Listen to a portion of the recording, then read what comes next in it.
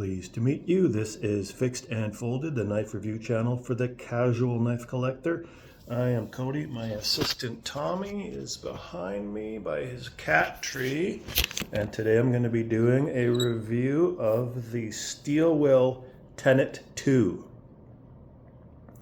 So I'd say this is between medium and full size, maybe entry-level full-size knife.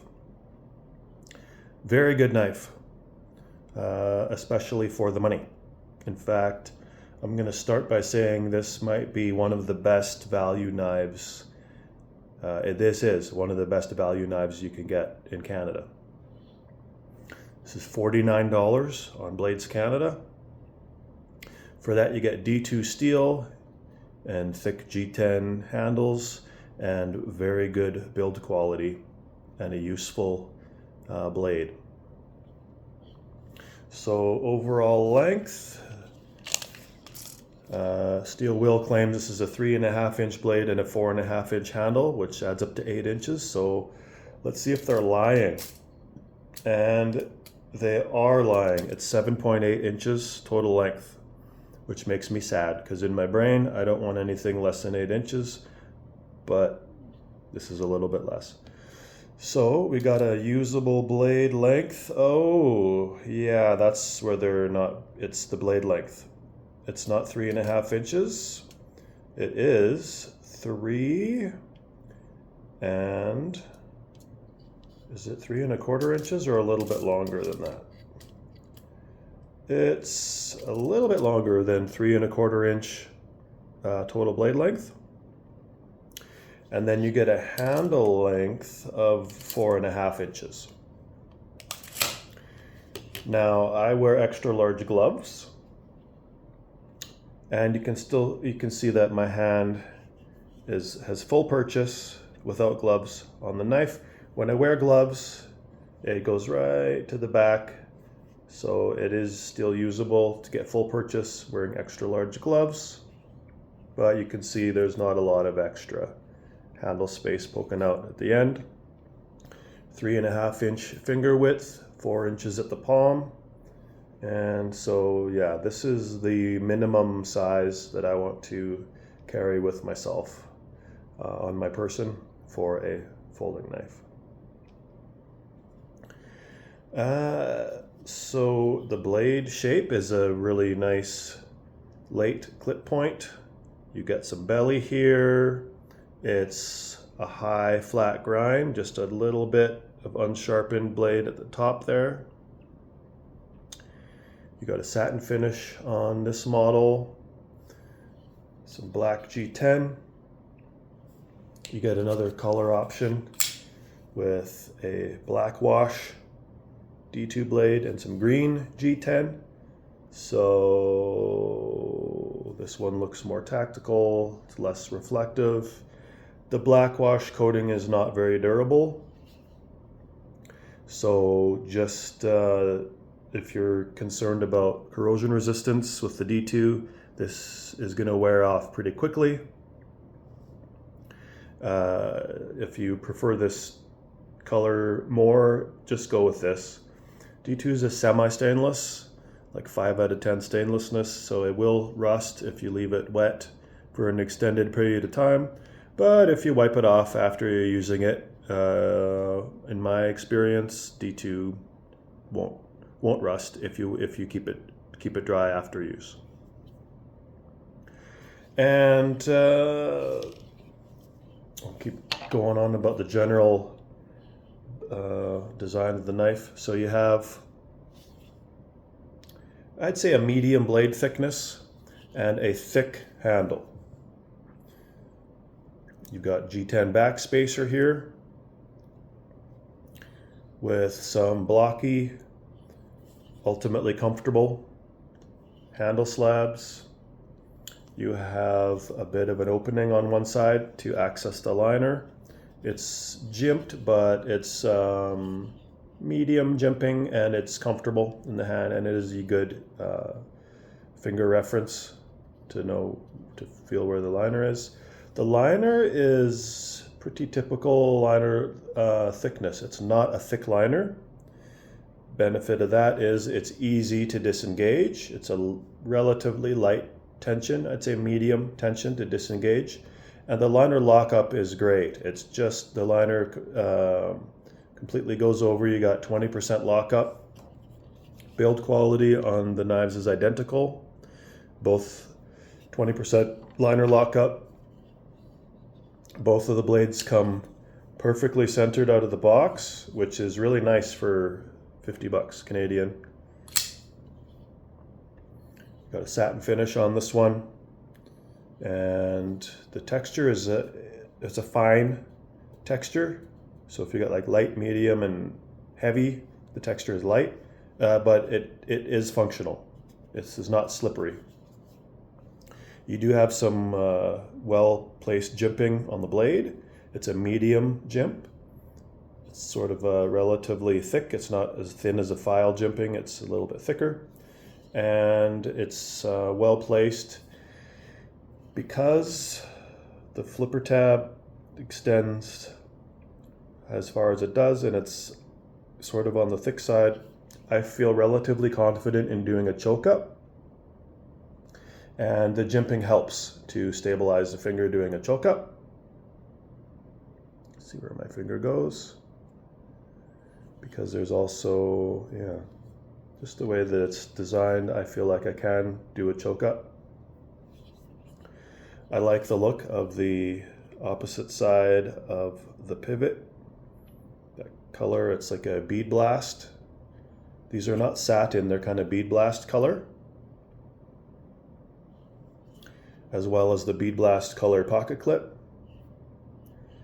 The pocket clips were tight from the box, and they're still touching the frame, but what I did was I put them in my pocket and then I bend it out while it's in the fabric. I bend it out enough that I can feel that, reaching that critical tension point where it wants to stop. I bend it a little bit past that, and while it's still touching the handle scales, the tension is lighter now. And it sits in the pocket nicely.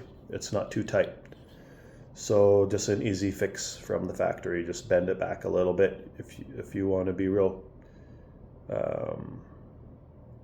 careful. You can use some pliers and some microfiber or some kind of a cloth over here so you don't take the finish off and bend it up with some pliers, but it's perfectly good. Now, the pocket clip where the screws are is not inset into the frame.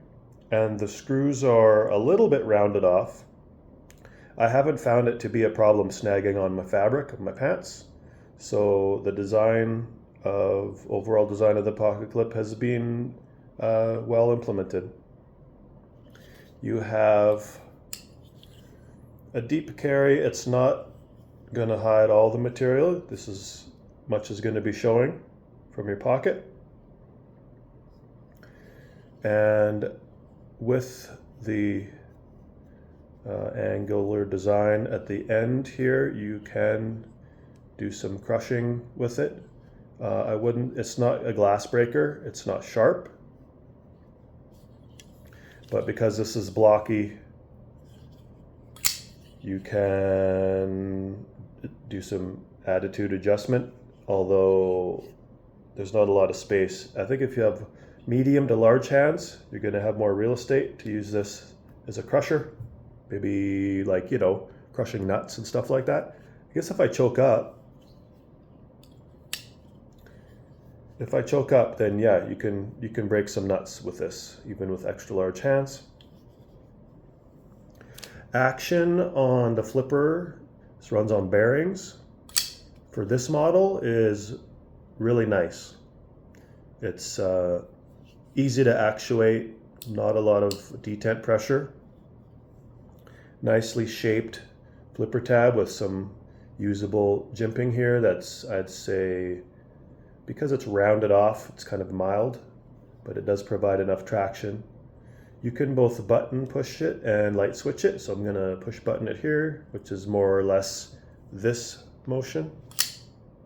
And now I'm gonna light switch it, which is closer to up and down. So it's a well-designed flipper tab. It doesn't stand out, it's not that much of a proud away from the handle. but it is enough to use with gloves. And you can also close this with gloves too. Because you can use this with gloves, because the blade shape is designed for piercing, slicing, and cutting, and the feel and hand of this chonky handle, medium with the blade, the edge retention of D2, I'm going to say this can be used as a for tactical purposes.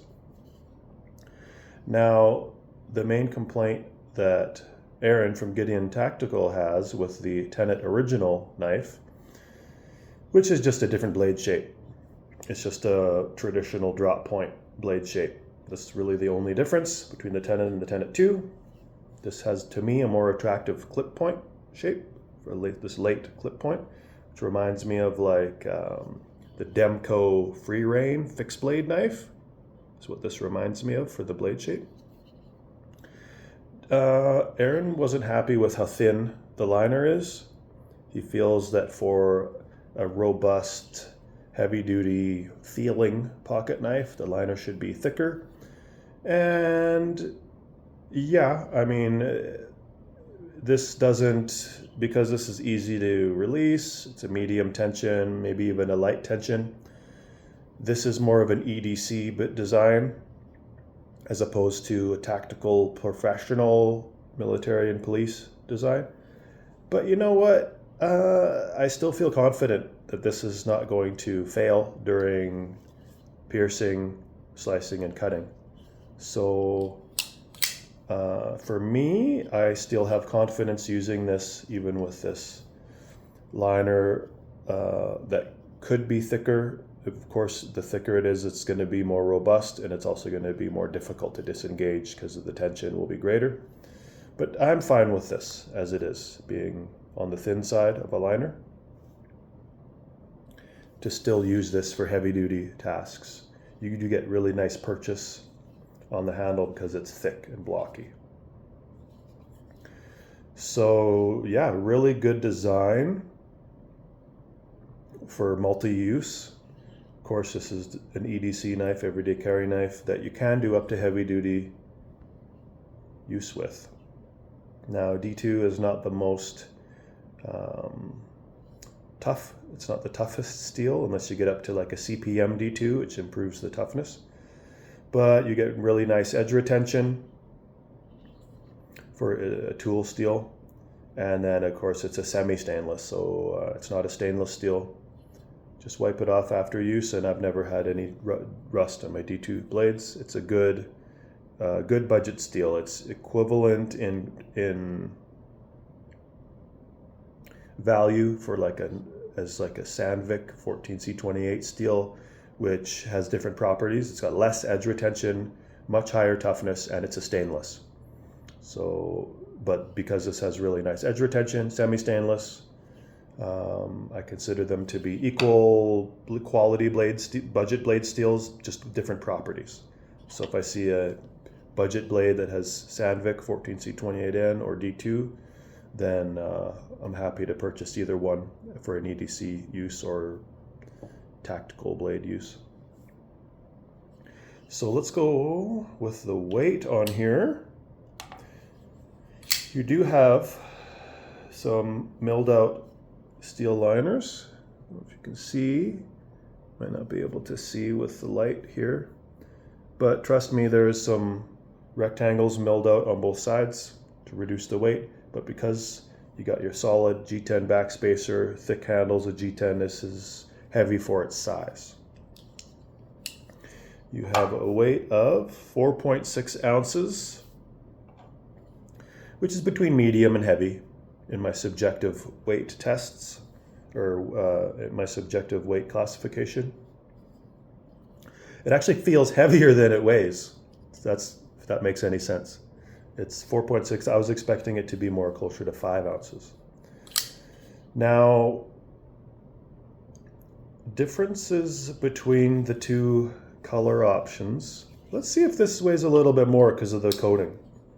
This was 4.6. Now weighs the same, 4.6. Now, this one was stiffer detent out of the box, significantly so. that it wouldn't always open. So I disassembled it and lubed the bearings with some Tops knife lube. And I took some sandpaper and sanded down the detent ball. Took the black paint off the detent ball on this black hardware model. And I started with 120 grit sandpaper, and then I went to 2000 grit just on the top just to smooth it off. And now it's much better. It's closer to the plain blade version, but this is still smoother detent. This still has a greater detent, but that's much improved over the stiffness out of the box. I'm going to keep this one, and I'm going to sell this one, just because as I was wiping the inside by the flipper tab, some oil off of the black wash coating. I was actually scraping the black wash coating off. So this is not a durable coat. Black wash in general has never been durable for me as a coating. You want diamond light coating, DLC, or I don't know if blades come with Cerakote. I know handles can be Cerakote, but Cerakote's good. And tungsten coatings are really good for durability. There's about 3 different blade coatings. I guess is it PVD? Is that a good coating? But there's about 3 good coatings, and then the rest of them are not durable. I mean, the worst is if you get a $20 knife that comes black and it's just paint. Just paint it on, that's just garbage, right? Black wash is not durable either. So I'm going to keep this one, sell this guy. I do like how this cut does come with black hardware. You know, it's got the black screws and the black clip and black liners on the inside. That is nice. The color is nice. But no sense in me keeping both. And so for the money, both of these are really good value. The other value leaders of quality for price, QSP Parrot, it's about 40, it's like between $40 and $50 Canadian, maybe $40. And it might be a Nitro V or Sandvik steel, maybe D2 and a G10, and really good, excellent build quality. But I think the Parrot is a little bit smaller than this, if not the same size. It's less than 8-inch knife. I think it is about between 7.5, 7.8 inch knife. So that would be competition for this. And you got to go up a little bit in price to get the Dozier Arrow from K-Bar. I believe it's a D2 steel, and you get different color combinations. That's also a really good value knife for the price. So the K-Bar Dozier and the Dozier Arrow, they're looking at it now about $80 Canadian. So for under $100, the steel Will Tenet2, I strongly recommend. Now, this handle thickness is not going to be nearly as pocket friendly as something like the Actinon Verba Z100 or Z100 knife. This is sort of a scaled up bug out, Benchmade bug out in theory of being an all around blade shape with EDC dimensions for ease of pocket carry and lightweight.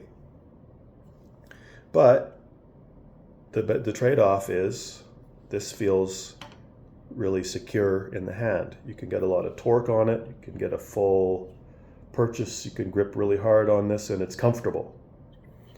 Something like this, which has been a really good EDC knife for me. Give this, I've uprated this to a 9 out of 10. I can actually forget I have this in my pocket because it's so light and relatively thin for the size. This one I'm not going to forget. It's in my pocket. It feels heavy, even though it's 4.6 ounces for the size, but really comfortable in the hand. So yeah, I really like this knife. Do I give this a 10 out of 10? No, I have to give I give this one a 10 out of 10, and this one's like an 8 out of 10 because it needed some maintenance right out of the box, and the coating is not going to be very durable. So I'm going to split the difference and say your experience may vary with the knife from good to perfect. Like, I mean, I don't think 10 out of 10 for me is a perfect knife. I just think it's a knife that does, you know, it's as good as you can expect to be made for the price. Shouldn't disappoint anyone. So I'm going to give this a 9 out of 10 knife. And yeah, it's a leader for value, for what you're paying, quality for the price. So $49 Canadian on bladescanada.com. Steel Will Tenet2. From the box, the slicing was okay. I'd say it was like a C- for the edge. I stropped it with my leather strop and some gold strop compound. It's about 20,000 grit. And now it's like a B. It catches on the edge of receipt paper and slices nice and cleanly all the way through. So this will easily take a sharp edge. Do some size comparison here. Currently the shortest knife that I own. And you got a Benchmade grip tilly in here, which is going to be 8 inches total length. A little bit longer is the Lion Steel SR11, 8 1/4. And then you got my Spyderco Endura here, which is 8 1/2, I guess. And you can see now where the Steel Will Tenet2 sits in terms of size. So that concludes my review of the Steel Will Tenet2 budget, value, good quality pocket knife. Available on Blades Canada for $49 Canadian, plus tax and shipping.